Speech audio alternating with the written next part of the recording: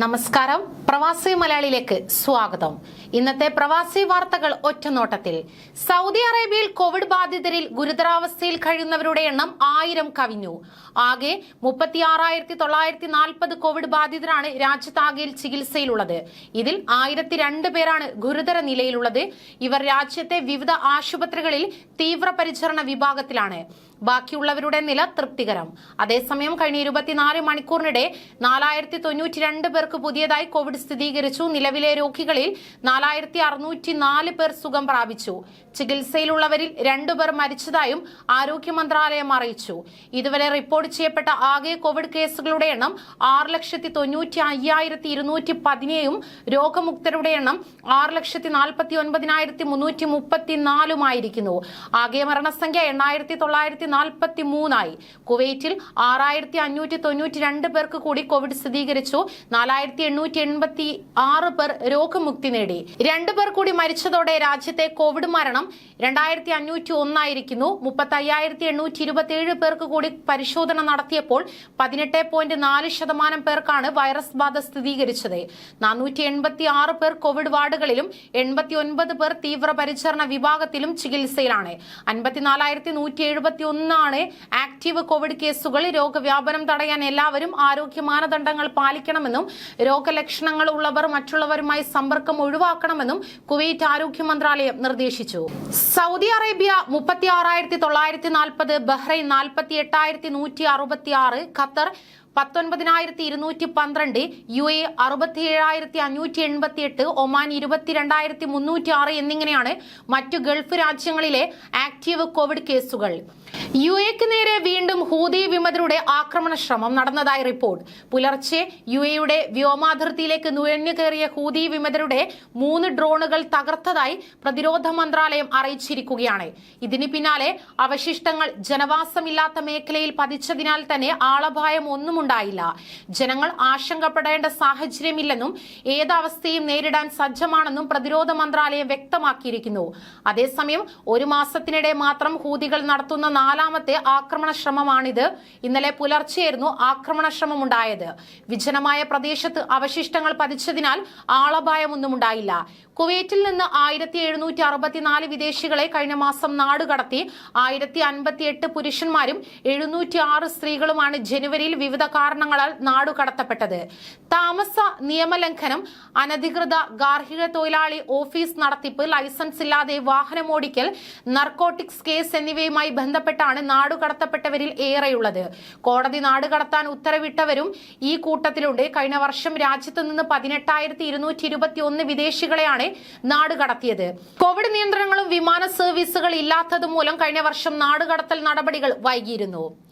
കേരളത്തിൽ നിന്നുള്ള ഉൽപ്പന്നങ്ങളുടെ പ്രദർശന വാരാഘോഷം മുഖ്യമന്ത്രി അബുദാബിയിൽ ഉദ്ഘാടനം ചെയ്തു. അബുദാബി മുഷറിഫ് മാളിൽ വെച്ച് നടന്ന ചടങ്ങിൽ വ്യവസായ മന്ത്രി P Rajeev, Indian ambassador Sanjay Sudhir, Lulu group chairman MA Yusuf Ali, KSIDC managing director MG Rajamanikyam, Inkel MD doctor Elangovan എന്നിവരും സംബന്ധിച്ചു. ഉദ്ഘാടനത്തിന് ശേഷം ലുലു ഹൈപ്പർ മാർക്കറ്റിലെ പ്രദർശന സ്റ്റോളുകൾ മുഖ്യമന്ത്രി സന്ദർശിച്ചു. നാട്ടിൻപുറത്തെ കാഴ്ചകളും ഭക്ഷ്യവിഭവങ്ങളുമാണ് ഫെസ്റ്റിവലിൽ മനോഹരമായി ഒരുക്കിയിരിക്കുന്നത്. കേരളത്തിന്റെ പലഹാരമായ പെരുമയെ പരിചയപ്പെടുത്തുന്ന വേദി കൂടിയായി മാറി ഫെസ്റ്റിവൽ.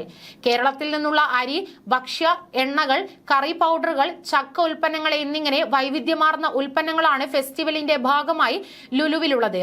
കുവൈറ്റിൽ 9 ദിവസത്തെ അവധി പ്രഖ്യാപനത്തിന് പിന്നാലെ വിദേശ രാജ്യങ്ങളിലേക്ക് പോകാനുള്ള യാത്രക്കാരുടെ ആവശ്യം ഇരട്ടിയായി. സ്വാതന്ത്ര്യദിനം, വിമോചന ദിനം, അൽ ഇസ്ര വൽ മിറാജ് എന്നിവ പ്രമാണിച്ച് ഫെബ്രുവരി 27 മുതൽ മാർച്ച് 5 വരെയാണ് അവധി അനുവദിച്ചിരിക്കുന്നത്. കുവൈറ്റിലെ മന്ത്രാലയങ്ങൾക്കും സർക്കാർ ഏജൻസികൾക്കും പൊതുമേഖലാ സ്ഥാപനങ്ങൾക്കുമാണ് അവധി പ്രഖ്യാപിച്ചത്. തുർക്കി, സൗദി അറേബ്യ, ഷറം അൽ ഷെയ്ഖ്, ദുബായ്, ലണ്ടൻ, മാലിദ്വീപ്, അസ്വാൻ തുടങ്ങിയ വിവിധ വിനോദസഞ്ചാര കേന്ദ്രങ്ങളിൽ അവധി ആഘോഷിക്കാനാണ് കുവൈറ്റിലെ പൗരന്മാരും താമസക്കാരും ആലോചിക്കുന്നതെന്ന് വിനോദയാത്രാ മേഖലകളിൽ നിന്നുള്ള ഉറവിടങ്ങളെ ഉദ്ധരിച്ച് ഒരു ദിനപത്രം റിപ്പോർട്ട് റിപ്പോർട്ട് ചെയ്തു.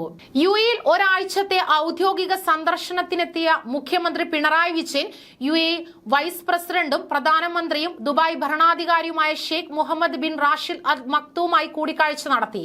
ബുധനാഴ്ച എക്സ്പോ 2020 ദുബായ് വേദിയിലായിരുന്നു കൂടിക്കാഴ്ച.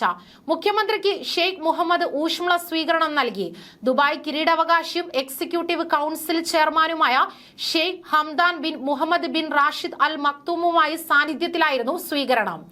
ഷെയ്ഖ് മുഹമ്മദ് മുഖ്യമന്ത്രിക്ക് ലോക മഹാമേളയായ എക്സ്പോ 2020 കാഴ്ചകൾ വിവരിച്ചു നൽകി. മുഖ്യമന്ത്രി അദ്ദേഹത്തിന് ഉപഹാരം സമ്മാനിച്ചു.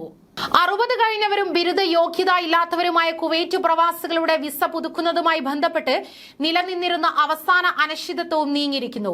വിസ പുതുക്കാൻ നിർബന്ധമായി എടുക്കേണ്ട ആരോഗ്യ ഇൻഷുറൻസുമായി ബന്ധപ്പെട്ടുള്ള തർക്കങ്ങൾക്കാണ് ഒടുവിൽ വിരാമമായത്. ഇതോടെ ഒരു വർഷത്തിലേറെയായി 60 കഴിഞ്ഞ 10,000-കണക്കിന് പ്രവാസികൾ നേരിട്ട ആശങ്കകൾക്ക് പരിഹാരമായിരിക്കുന്നു. വിസ പുതുക്കുന്നതുമായി ബന്ധപ്പെട്ട് നിലനിന്നിരുന്ന തർക്കത്തിന് കഴിഞ്ഞ മാസം പരിഹാരമായെങ്കിലും ഇൻഷുറൻസ് വിഷയത്തിൽ വീണ്ടും തർക്കം തുടരുകയാണ്. ഫുജൈറയിലും ഷാർജയിലുമായി ഇന്നലെ നടന്ന 2 വ്യത്യസ്ത അപകടങ്ങളിൽ കെട്ടിടത്തിന്റെ മുകളിലെ നിലകളിൽ നിന്ന് വീണ 2 കുട്ടികൾ മരിച്ചു. ബുധനാഴ്ച വൈകുന്നേരം ഫുജൈറയിലെ ഹമദ് ബിൻ അബ്ദുള്ള സ്ട്രീറ്റിലെ കെട്ടിടത്തിൽ നിന്ന് ജനാലയിൽ കൂടി താഴേക്ക് വീണതിനെ തുടർന്നാണ് 8 വയസ്സുള്ള അറബ് സ്വദേശിയായ കുട്ടി മരിച്ചത്.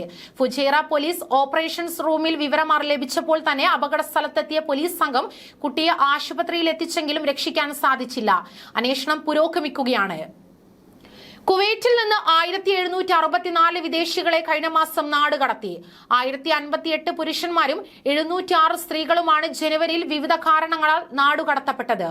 താമസ നിയമ ലംഘനം, അനധികൃത ഗാർഹിക തൊഴിലാളി ഓഫീസ് നടത്തിപ്പ്, ലൈസൻസ് ഇല്ലാതെ വാഹനമോടിക്കൽ, നർക്കോട്ടിക് കേസ് എന്നിവയുമായി ബന്ധപ്പെട്ടവരാണ് നാടുകടത്തപ്പെട്ടവരിൽ ഏറെയുള്ളത്. കോടതി നാടുകടത്താൻ ഉത്തരവിട്ടവരും ഈ കൂട്ടത്തിലുണ്ട്. കഴിഞ്ഞ വർഷം രാജ്യത്ത് നിന്ന് 18,221 വിദേശികളെയാണ് നാട് കടത്തിയത്. കോവിഡ് നിയന്ത്രണങ്ങളും വിമാന സർവീസുകൾ ഇല്ലാത്തതുമൂലം കഴിഞ്ഞ വർഷം നാടുകടത്തൽ നടപടികൾ വൈകിയിരുന്നു.